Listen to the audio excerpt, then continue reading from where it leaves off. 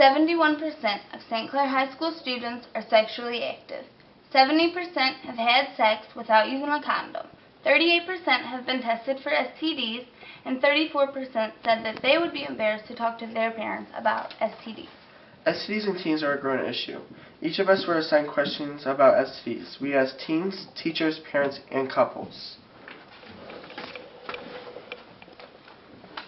For the first interview, I interviewed teens. My first question was, are condoms a way to prevent STDs 100%? 3 out of 5 said no, and 2 out of 5 said yes. For my second question, I asked, would you sleep with someone if you knew they had an STD? Their response was, I would just use a condom. But condoms are not 100% effective.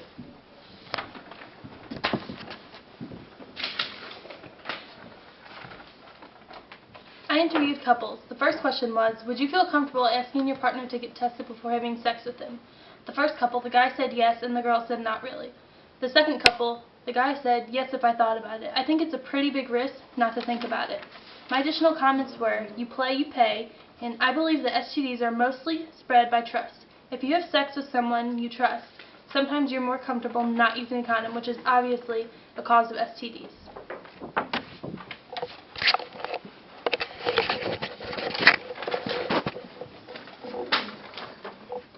My questions were for teachers. My question was, if you find out from a reliable source that one of your students has an STD, would that change your opinion of them? How and why? Yes, I would be concerned about their judgment. However, I would not be that altered. It is similar to a DWI or MIP. Students make mistakes. I found it was interesting that STDs can be compared to things such as MIPs or DWIs. This just goes to prove how common STDs are looked at in today's society. STDs are more serious than a cold or the flu, and they are a big deal even though lots of teens find them to be a joke.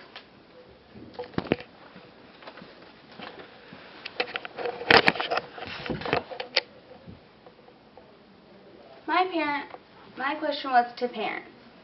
If you were unaware that your child was sexually active and then they came to you and told you that they had an STD, how would you act?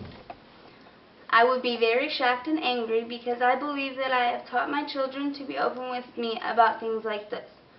The second parent said, I would be upset and hurt, but I would let my child know that I love them and it's okay because mistakes do happen and that it doesn't make them a bad person.